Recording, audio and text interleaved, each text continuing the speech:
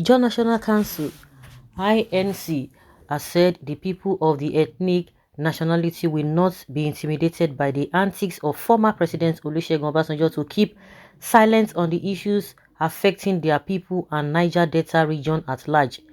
The INC also condemned the former president's outburst against the National Secretary of the Congress, Engineer Ebikpamowe Wodu, while presenting the position of Ijaw people during a forum organized by the Global Peace Foundation in collaboration with Vision Africa in Abuja recently. Wodu had said at the forum, "For us as Ijaws, we have been treated as second-class citizens. I don't have any reservations about that. Ijaws today produce the bulk of the resources from oil and gas in this country. That is the main thing." In the broadcast, Obasanjo was said to be seen tackling Wodu in an ungentlemanly manner over his views on issues bordering on the age-long neglect, suffering and general underdevelopment of the Ijaw territory and the people by the Nigerian state. The national president INC, Professor Benjamin Okaba, said at a press conference in Yanagwa, Bayelsa State capital, on Friday that the Ijaw people were not surprised by Obasanjo's hatred when he ordered armed soldiers to invade Odi in Bayelsa State and massacred innocent people in 1999.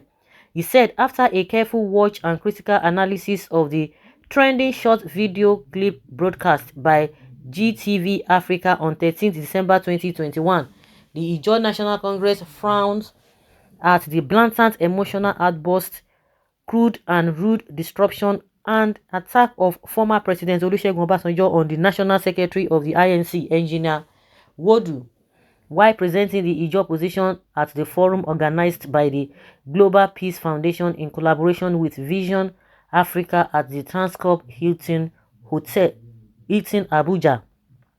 The event was themed Inclusive Security Dialogue, Unbundling Barriers, a strategic meeting for key influencers. Okaba therefore urged the former president to retract his misplaced anger and apologize to Ijaws and the Niger Delta people over his several actions that tended to show hatred against the people. He stated, Obasanjo's land use decree remains the most obnoxious and catastrophic piece of legislation designed and religiously implemented to undermine the Ijaws and other minority ethnic nationalities in Nigeria and deny them their inalienable right to benefit from their God-given blessings. Obasanjo has not visited an oil and gas related polluted sites across Ijaw land and Niger Delta region to appreciate firsthand the enormity of environmental degradation and calamity suffered by the people with attendant epidemics, health challenges and lack of access to social amenities. The Odi massacre, as known in the annals of Nigeria political history, will remain unforgettable in memories of the generation of Ijaw people. The recent developments in the country, particularly the Petroleum Industry Act, non-constitution of the Niger Delta Development Commission Board, non-inclusion of Ijaw terrain in the proposed NNPC roads rehabilitation project, the exclusion of Ijaws for the top NNPC managerial appointments, and the balkanization of Ijaws into political irrelevance are lucid pointers to the deliberate play to hold Ijaws and Niger Delta people hostage and be subjected to poverty and a state of arrested development. We therefore demand that Obasanjo retract his misplaced anger and apologize to the Ijaw and Niger Delta people who undeniably had been feeding him, his state and the Nigeria states over the years. You see, this whole thing will continue to come. Oh, we are being marginalized. Oh, we are not controlling our resources. Oh, we are this, we are that. They will not tell you. I think it's also Obasanjo that said sometime that, oh, if we begin to talk about, oh, let us divide the country, this and that the minorities, where will they be placed? That was his excuse. So, in that case, there's no point for this division or separation of the country. But people will tell you, okay, let it be done region by region. I don't understand. These are the things that the IPOB the Biafrans are talking about, the Southeast, that's what they are talking about, and now the Ijaws are still saying this. These problems are there. We can try to cover it, we can try to manipulate the whole thing, just to continue moving. But if we don't treat the nitty-gritty of these problems, we are going nowhere. We are going nowhere. Nobody is patriotic, even to the level of Buhari. They are not patriotic. They don't love the country. Forget all those nonsense they are talking about. We can see it.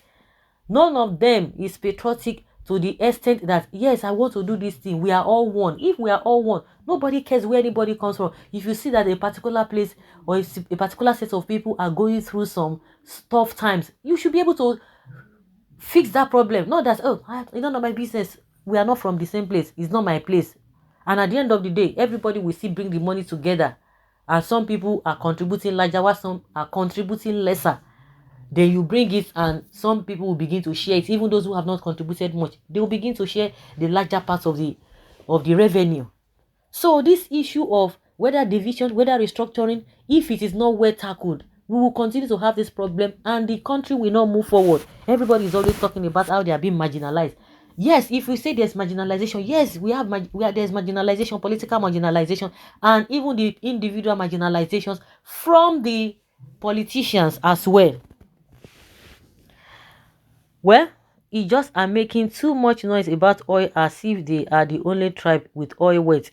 There are other tribes in the south and southeast that have oil deposits. They are crying now after sabotaging their brothers in the former eastern Nigeria for self-determination and handling their future to the northern cabals who exploit them. It is too late to cry and can't do nothing again about the mess until they stop being selfish and embrace their brothers in the south to liberate themselves. We are in the present. Please, we should learn to think progress. Our negative past only bring setback.